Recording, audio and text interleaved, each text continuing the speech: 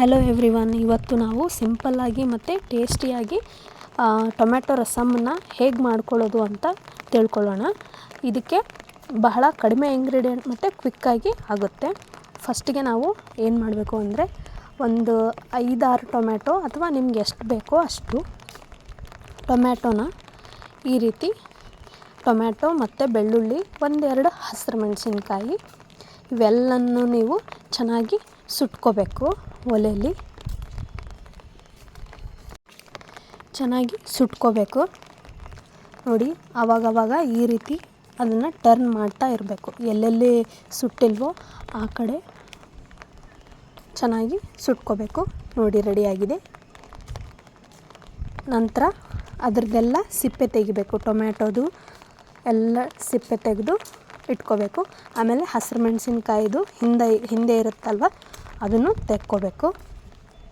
ಹಿಂದೆ ಕಡ್ಡಿನ ಮಿಕ್ಸಿ ಆಗಲ್ಲ ಇಲ್ಲಾಂದರೆ. ಬೆಳ್ಳುಳ್ಳಿನ ನಾನು ಎಸಳೆಲ್ಲ ತೆಗೆದಿಟ್ಕೊತಾ ಇದ್ದೀನಿ. ಆಮೇಲೆ ಟೊಮ್ಯಾಟೊ ದೊಡ್ಡದಾಗಿತ್ತು, ಸೊ ಹೀಗಾಗಿ ಕಟ್ ಮಾಡಿ ಮಿಕ್ಸಿ ಜಾರ್ಗೆ ಹಾಕ್ಕೊತಿದ್ದೀನಿ. ಸ್ವಲ್ಪ ತಣ್ಣಗಾದಮೇಲೆ ಎಲ್ಲ ಟೊಮ್ಯಾಟೊನ ಕಟ್ ಮಾಡ್ತಾಯಿದ್ದೀನಿ. ಕಟ್ ಮಾಡಿ ಇವಾಗ ಇದಕ್ಕೆ ನಾನು ಕೊತ್ತಂಬರಿ ಸೊಪ್ಪು, ಆಮೇಲೆ ಕರಿಬೇವಿನ ಸೊಪ್ಪು, ಆಮೇಲೆ ನಾವೇನು ಸುಟ್ಕೊಂಡಿರ್ತೀವಲ್ಲ ಹಸಿರು ಮೆಣಸಿನ್ಕಾಯಿ ಅದು, ಆಮೇಲೆ ಬೆಳ್ಳುಳ್ಳಿ, ಆಮೇಲೆ ಜೀರಿಗೆ ಮೇನ್ ಇದರಲ್ಲಿ ಜೀರಿಗೆ ಹಾಕ್ಕೋಬೇಕು. ಹುರಿದಾದರೂ ಹಾಕ್ಕೊಳ್ಳಿ, ಇಲ್ಲ ಹಾಗೆ ಆದರೂ ಹಾಕ್ಕೊಳ್ಳಿ. ಉಪ್ಪು, ಕಲ್ಲುಪ್ಪು ಇದೆಲ್ಲ ಹಾಕ್ಕೊಂಡು ಮಿಕ್ಸಿ ಮಾಡ್ಕೋಬೇಕು. ಫೈನ್ ಪೇಸ್ಟ್ ಮಾಡ್ಕೋಬೇಕು. ನಂತರ ಒಂದು ಪ್ಯಾನಿಗೆ ಎಣ್ಣೆನ ಕಾಯಕ್ಕಿಟ್ಕೋಬೇಕು.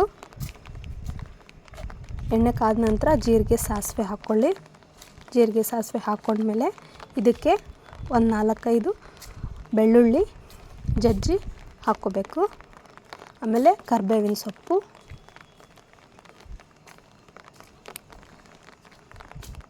ಸ್ವಲ್ಪ ಇದು ಎಣ್ಣೆಯಲ್ಲಿ ಕೆಂಪಗಾಗಬೇಕು. ಆವಾಗ ನಾವು ರಸಮ್ ಚೆನ್ನಾಗಾಗುತ್ತೆ. ನೋಡಿ, ಈ ರೀತಿ ಕೆಂಪಗಾದ ಮೇಲೆ ನಾವು ಏನು ಪೇಸ್ಟ್ ಗ್ರೈಂಡ್ ಮಾಡ್ಕೊಂಡು ಇಟ್ಕೊಂಡಿರ್ತೀವಲ್ಲ ಅದನ್ನು ಆ್ಯಡ್ ಮಾಡ್ಕೋಬೇಕು. ಇದಕ್ಕೆ ಆ್ಯಡ್ ಮಾಡಿಕೊಂಡು ಒಂದು 5 ನಿಮಿಷ ಇದು ಮಸಾಲೆ ಬೇಯಬೇಕು. ಅದಕ್ಕಿವಾಗ ಹಲ್ದಿ ಪೌಡ್ರು, ಅರಿಶಿಣ ಪೌಡ್ರು, ಆಮೇಲೆ ನಿಮ್ಗೆ ಎಷ್ಟು ಬೇಕಷ್ಟು ಖಾರದ ಪುಡಿ ಹಾಕ್ಕೋಬೇಕು.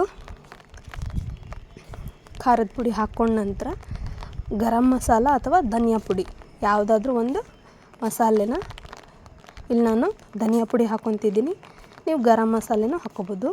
ಹಾಕ್ಕೊಂಡು ಚೆನ್ನಾಗಿ ಮಿಕ್ಸ್ ಮಾಡ್ಕೋಬೇಕು. ಈ ಎಲ್ಲ ಮಸಾಲೆ ಒಂದು 5 ನಿಮಿಷ ಎಣ್ಣೆಯಲ್ಲಿ ಚೆನ್ನಾಗಿ ಬೇಯಬೇಕು. ಈ ರೀತಿ ಎಣ್ಣೆ ಮೇಲೆ ಬರಬೇಕು ನೋಡಿರಿ, ಆವಾಗ ಪರ್ಫೆಕ್ಟ್ ಆಗುತ್ತೆ. ಆಮೇಲೆ ನಾನಿಲ್ಲಿ ನಿಮ್ಗೆ ಎಷ್ಟು ಬೇಕಷ್ಟು ನೀರನ್ನ ಆ್ಯಡ್ ಮಾಡ್ಕೋಬೇಕು. ನೀವು ಬೇಕಿದ್ದರೆ ಇದಕ್ಕೆ ಜಿಂಜರ್ ಗಾರ್ಲಿಕ್ ಪೇಸ್ಟ್ನೂ ಆ್ಯಡ್ ಮಾಡ್ಕೋಬೋದು. ಈ ರೀತಿ ಚೆನ್ನಾಗಿ ಮಿಕ್ಸ್ ಮಾಡಿಕೊಂಡು ಒಂದು 10 ಮಿನಿಟ್ಸು ಚೆನ್ನಾಗಿ ಮೀಡಿಯಮ್ ಫ್ಲೇಮಲ್ಲಿ ಇಲ್ಲ ಹೈ ಫ್ಲೇಮಲ್ಲಿ ಕುದಿಸ್ಕೋಬೇಕು. ನೋಡಿರಿ, ರೆಡಿ ಆಗ್ತಾ ಬಂತಿದ್ದು. ಈಗ ಬಿಸಿ ಸಿಂಪಲ್ ರಸಮ್ ರೆಡಿ ಆಯಿತು. Thank you for watching. Subscribe to my YouTube channel. Bye.